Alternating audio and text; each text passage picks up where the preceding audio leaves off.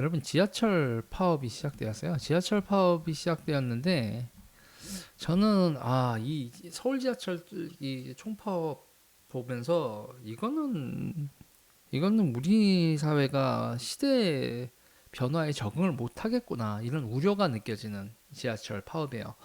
일단요, 서울 지하철은 사실 파업의 명분이 없어요. 왜냐면요, 그 사측이 노조의 요구를 일단 받아들여 줬거든요. 그러니까는 인력 감축안을 제시했단 말이에요. 인력 감축 2026년까지 서울 지하철은 1,500명을 감축할 계획이었습니다. 그 구조조정안을 일단 유보를 했어요.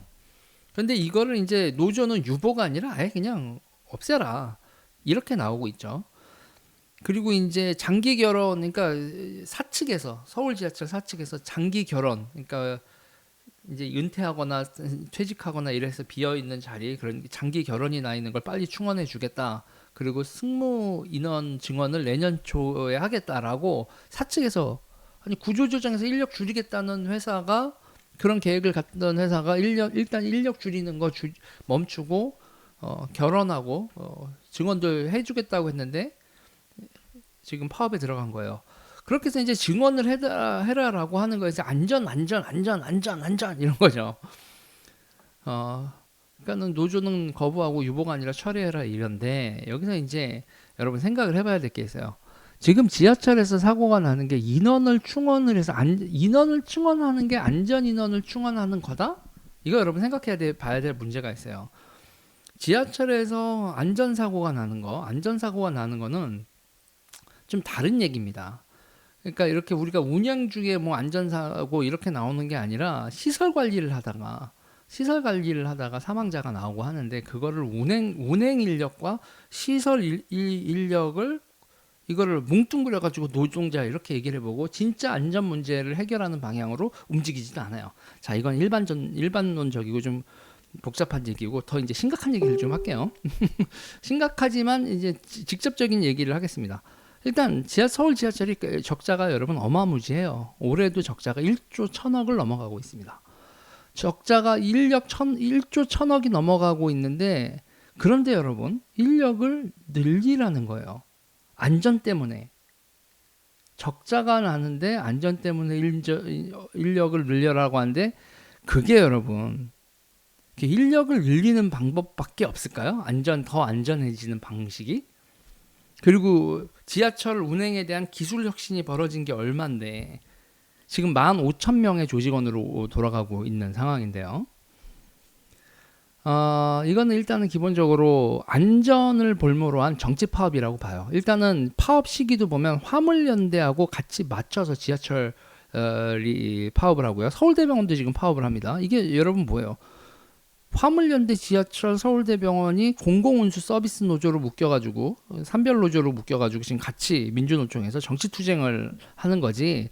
지금 좌파들 지금 작살나게 생겼잖아요. 이재명부터 시작해서 그거를 파업으로 업무 사격을 하는 거지. 이게 그 개별 사업장 내의 이해관계에 따른 파업으로 보기가 어렵다는 겁니다. 일단은 특히 지하철 같은 경우는 그리고 자 그리고 여기서 보세요, 여러분.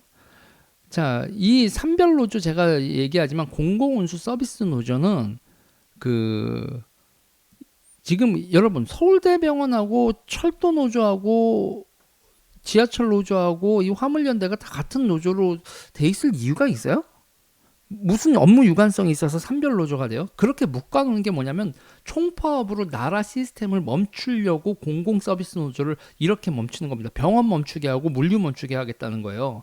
병원 있는 분들과 물류하시는 분들이 관련이 있어서 그렇게 묶어놓은 게 아니라 그렇게 멈추면 나라에 혼란이 올 수 있다라고 해서 총파업으로 혁명 전야를 만드는 그런 산별 노조란 말이에요. 이 노조 공공운수 서비스 노조가 묶여 있는 것 자체가 간호사하고 화물 노동자하고 무슨 업종별 유관관계가 있어서 같은 산별 노조로 묶여 있냐고요.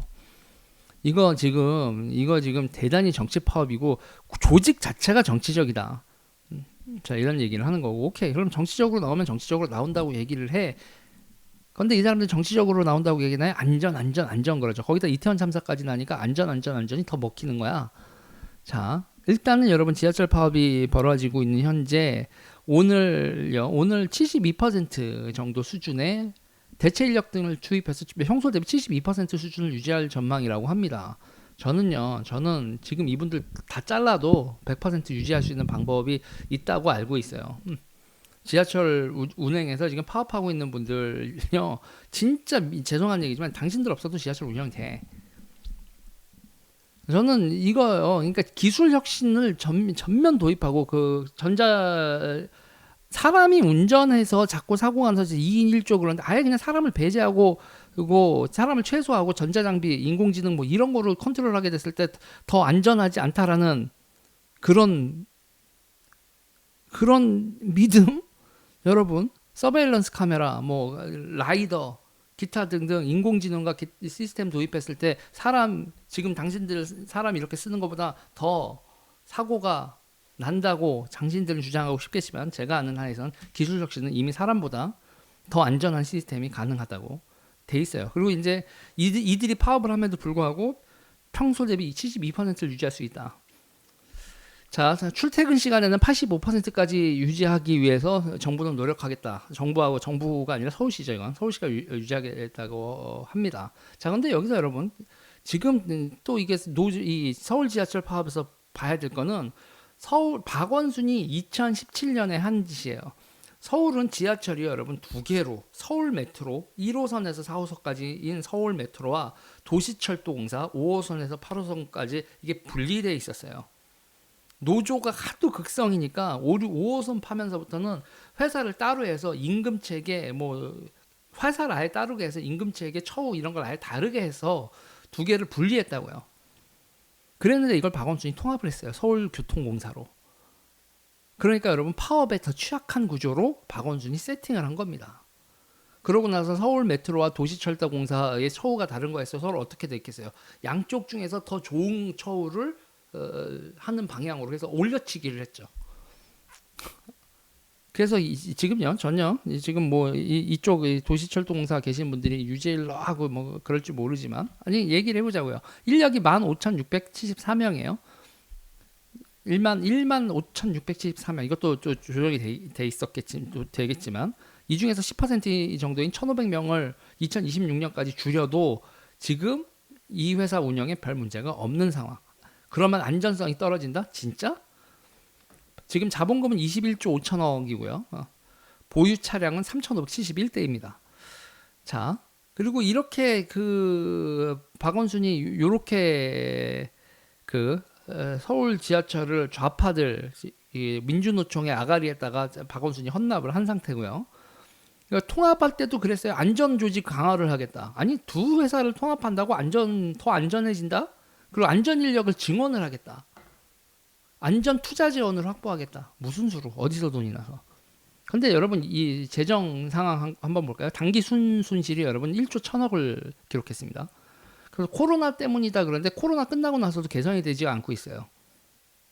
코로나 이후에도 계속 코로나가 발생한 다음에 적자가 급증을 했는데 코로나가 지금 우리가 줄고 난 다음에도 적자가 안 줄고 있어요. 코로나 때문이 아닌 거예요.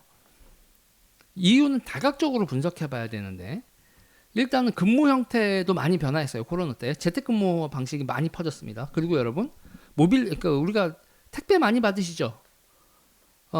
물건 살 때 우리가 쿠팡도 이용하고 뭐 옷 살 때도 여러분 온라인에서 많이들 사잖아요. 핸드폰으로 많이 사잖아요.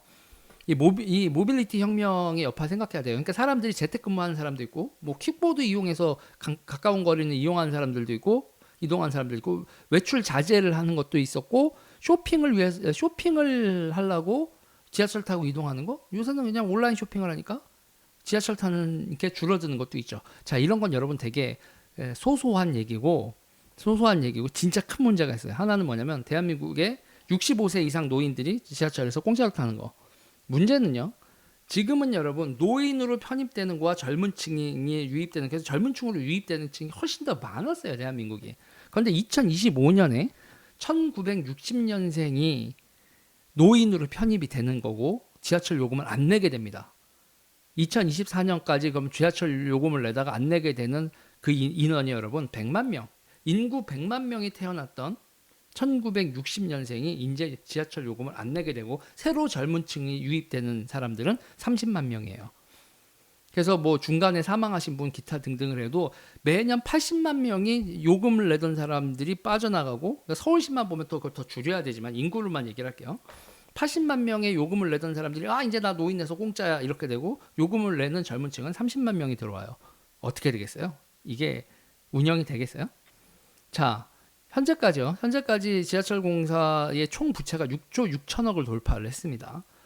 자, 올해 계속 공사채를 발행한 게 상반기에도 5,900억을 발행을 했고요. 하반기 공사채가 3,494억이에요. 두 개 합치면 9,300억인 9,394억 원이 되는군요. 거의 지하철 공사가 1년에 1조짜리 공사채를 발행하고 있어요. 채권 시장이 이렇게 한전, 지하철 공사 이런 데서 누적돼 있는 걸 채권으로 계속 발행을 하면요, 대한민국 채권 시장이 나만하질 않습니다.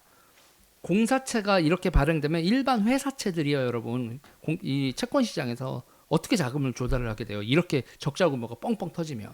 그런데 이러면 한 번 적자가 난 거를 이렇게 공사채를 해서 조달하고 문제가 개선돼야 되는데 개선될 여지가 없어요. 그래서 지금까지 이 회사채를 지금까지 누적 발행액이 3조 2천억인데 올해만 9천억 이상을 찍어버렸다고. 그런데 앞으로 매년 거의 1조씩 이렇게 해야 돼. 공사 자체가 부실할 때죠. 답이 없어요. 그런데 있잖아요. 서울시가 이 부채를 대신 떠맡아줘요. 왜냐하면 재정 건전성에 문제가 생기거든. 행안부가 130%를 유지해라 뭐 이런 식으로 되는 그 기준점이 있어가지고 채무를 지하철 공사가 공사채를 발행할 수 없는 상태가 되니까 서울시가 그 채무를 떠안아주는 방식인데, 상반기에만 뭐 5천억 규모 이렇게 얘기가 나왔는데, 그러다가 이제 어떻게 됐냐면 서울시가 지하철 공사 부채를 2조 7천억을 대신 상환해 주는 거예요. 지하철 공사가 자체적으로 상환해 줄 수 없으니까 총 그 계획이 2조 7천억을 대신 상환을 해준다고요. 서울시가 지하철 공사 부채를요. 그럼 여러분, 서울시는 무슨 돈이 나서 그래요? 세금이죠. 세금입니다. 자, 그러면요. 그리고 여기서 또 하나 볼까요? 지금 지하철이 이제 구석구석에서 지금 빵꾸가 나고 있는 거 보면, 역사들 보시면, 지하철 역사들 보면 옛날에 상가들 여러분 거기 꽉꽉 들어차 있고 임대료 나왔었습니다. 요새 어때요? 지하철 상가들 텅텅 공실돼 있죠. 그거 부수 수익도 떨어진 거예요. 그러니까 이 지하철이 여러모로 그 경제성이 뚝뚝뚝뚝 떨어지고 있는 겁니다. 자, 그래서 지금 이런 상황에서 제가 그래서 지하철 공사의 임대 수익이 얼마만큼 줄었는지 좀 검색해 봤는데, 이거는 제가 뭐 국회의원도 아니고 자료 유출권을 가지고 있는 것도 아니라서 검색해서 찾는 데 한도가 있었는데, 이것도 상당 규모로 옛날 대비 수익이 감소했다라고 보여집니다. 눈에 지하철 탈 때마다 상가 텅텅 비어 있는 게 보이니까. 그러면 지하철 자체가 생존을 위한 경영 혁신을 해야 돼요. 기술 진보도 도입을 해야 됩니다. 그죠? 운영 기술을 혁신을 받아들여서 인력을 감소시켜야죠. 그런데 지금 노조는 인력을 더 늘리라고 그래요. 안전을 명분으로. 그래서 제가 물어보는 거예요. 인력 늘리면 안전해져? 안전 운임제 하면 진짜 안전해져? 아니거든요. 인력이 많으면 안전이 확보되는 게 아니라 기술 혁신을 받아들여야 돼요. 제가 봤을 땐. 능동적 그 인공지능 체계 이런 것도 받아들이고. 자, 그러면 또 하나 이제 방법이 있어요. 그러면 이제 요금을 올리는 방법도 있죠. 요금을 올리는 방법에 대해서는 오세훈 시장은 지금 인플레이션이 되고 서민 물가가 오르는 와중에 교통비까지 올릴 수 없다. 그래서 오세훈 시장님께서는 요금을 올리는 거는 방법을 선택하지 않으셨어요. 2015년부터 현재 지금 7년, 내년 되면 이제 8년째 그 요금이 동결된 상태로 갑니다. 그리고 노인 무임 수송에 관한 문제요. 지금 여기서는 그래요. 노인들 우리가 태우고 있는 것들 카운트링을 하겠다. 정부가 대납해라. 지하철 공사에서는 이런 요구를 할 수도 있죠. 정부한테 대납하라고.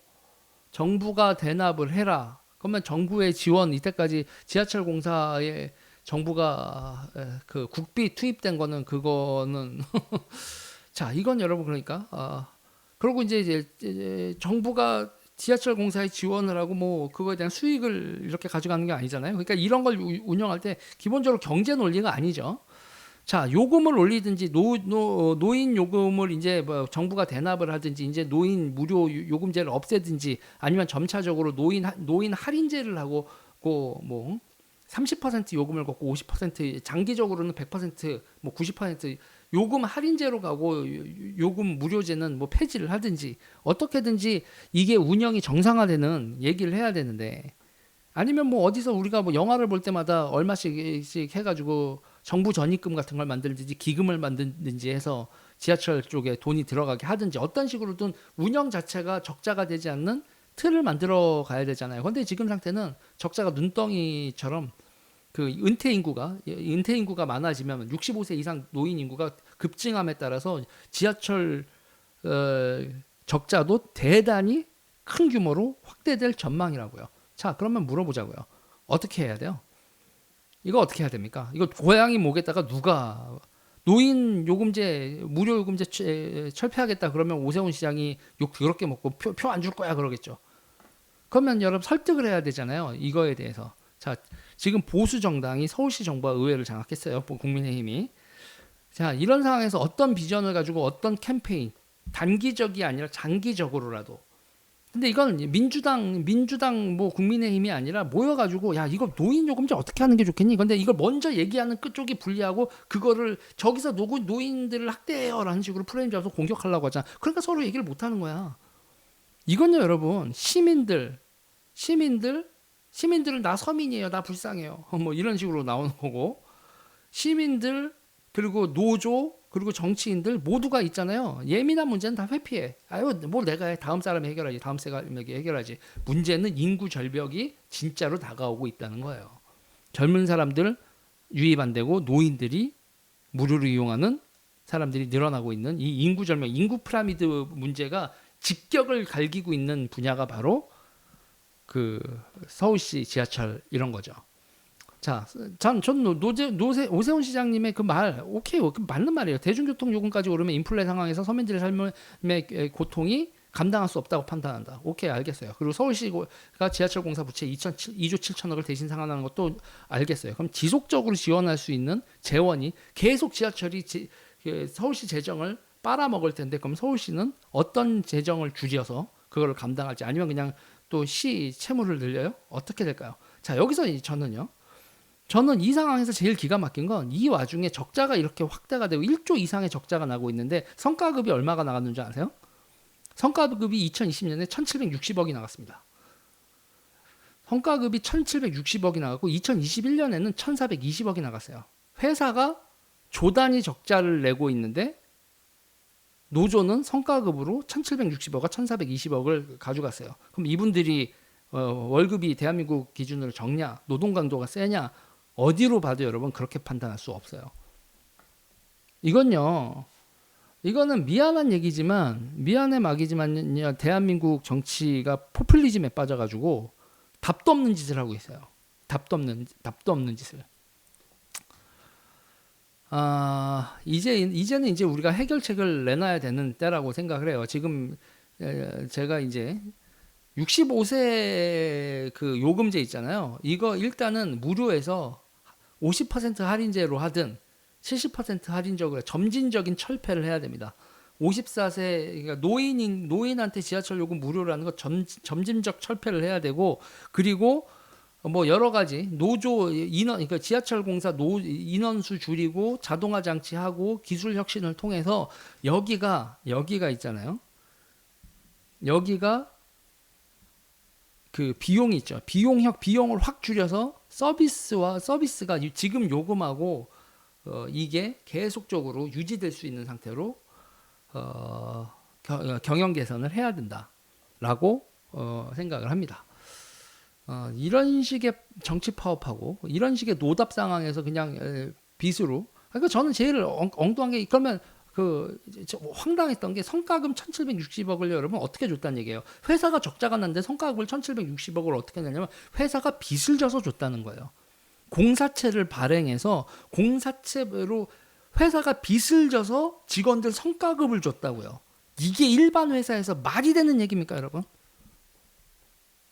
그리고 그 성과급을 받은 사람들은 이거 내년도 이거 분위기 안 좋은데 파업해야지. 회사 경영 상태가 안 좋다. 우리 자르려고 하고 뭐 우리 월급이나 성과급을 안 주려고 할 징조가 보이네. 안전을 명분으로 내세워서 파업하자. 이게 맞는 얘기예요? 이러면 나라가 돌아가요?